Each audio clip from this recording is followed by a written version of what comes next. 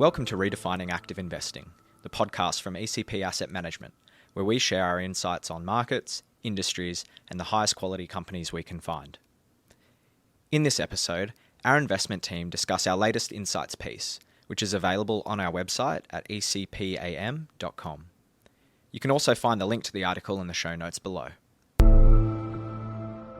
I'm Damon Callahan, and with me is Sam Byrnes, partner at ECP, who recently wrote an interesting article about conquering confirmation bias.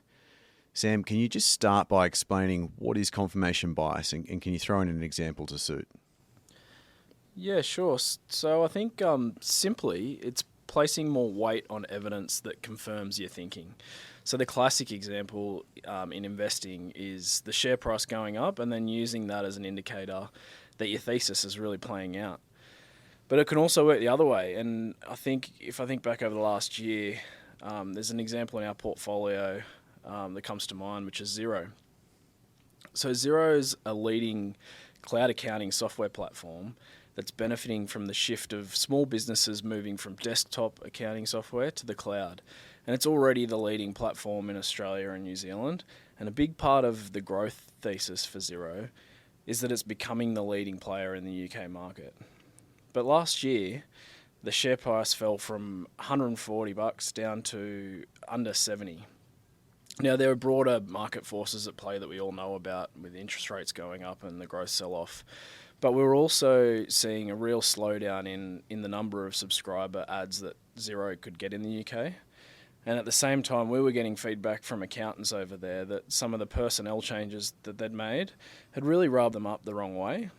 And as well as that, one of their main competitors, Sage, was starting to get their act together. So the evidence was pointing towards Xero losing its competitive position and really challenging our thesis. But when we went into deeper conversations with those accountants, it became clear that although Xero had certainly spent some of the goodwill that they've accrued over the years, it was still the best option in the market, and we were miles away from it being that bad that anyone would even consider switching away from them. And so the slowdown in growth was really just a delay in this making tax digital regulation that had been driving some of that cloud adoption.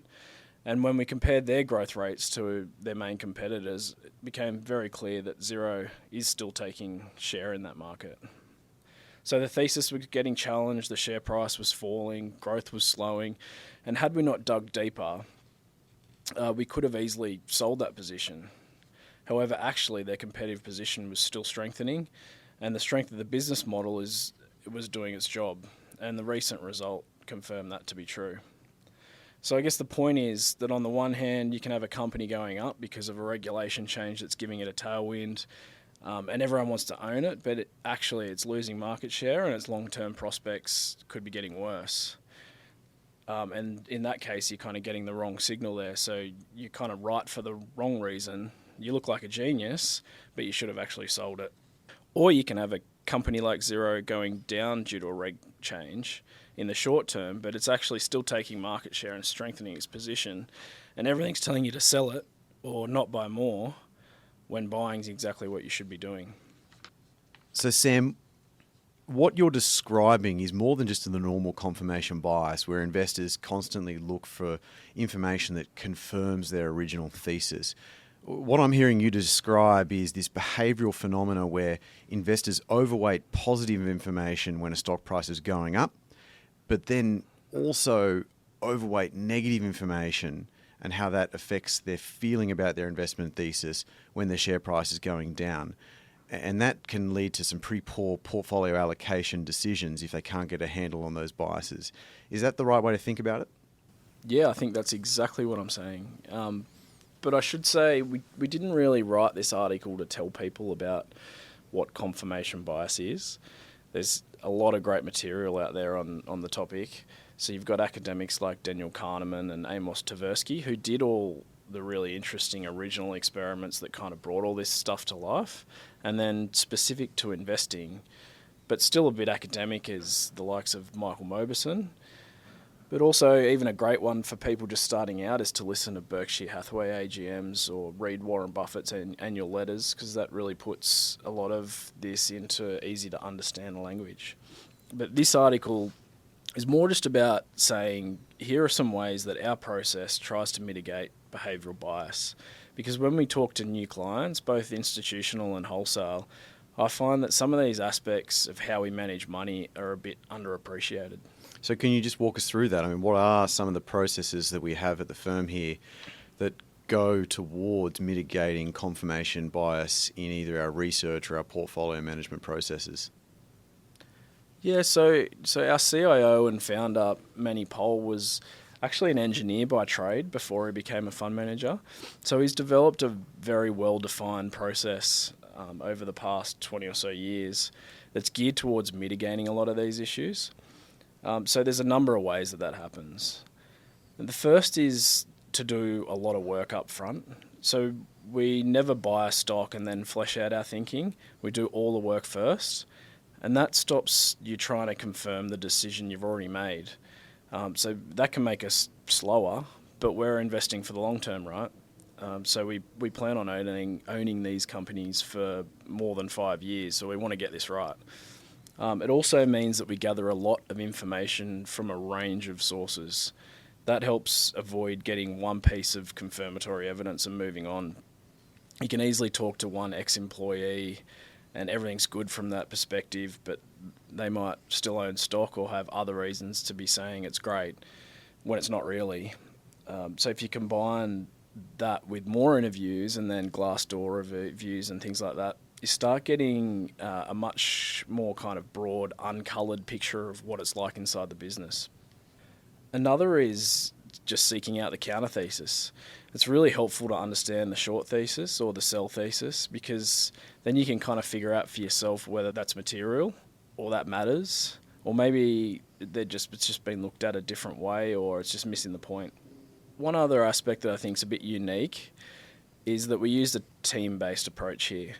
So every stock that comes into the portfolio, every team member reviews the work, pulls it apart, actively tries to poke holes in the thesis or identify risks and blind spots that the lead analyst might have missed. The key point here is that all the team members are incentivised by the alpha in the portfolio, not just their own stock calls. So they're motivated to make sure that we get every call right, but they're also not coloured by the amount of time and work that's gone into researching the idea.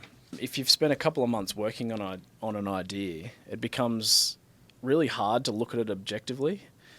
So it's good to have people that haven't sunk all that time in, but are still motivated to get the call right. And so you've unpacked a bit of our structure around the team and our research process, but can you also dive into portfolio construction? Yeah, sure. So this is also where I think there is some real magic here, because a massive trap that we've all been stung by is falling in love with a stock. And how we try to mitigate that is by abstracting the portfolio construction process away from the team. So we've got a systemised approach that weights the portfolio companies based on a 5-year IRR using our forecast cash flows. So there's a direct relationship between our forecast valuation and the weight that stock gets in the portfolio. And so we're constantly recycling our capital away from expensive and towards more attractive opportunities. And so this means that no matter how much I love Xero's business model, when it was up at $150, we only had a 1% position in it due to its valuation, which limited the damage in the sell-off that we saw last year, and then also allowed us to upweight in it at more attractive prices. Really interesting discussion, Sam. Really appreciate your time. If you enjoyed this episode of Redefining Active Investing, please don't forget to follow us on Spotify, Apple Podcasts, or wherever you get your podcasts. And please remember to read the disclaimer in the show notes. If you would like to learn more about ECP Asset Management and the way we think about investing, please visit our website at ecpam.com, subscribe to our blog, or follow us on LinkedIn.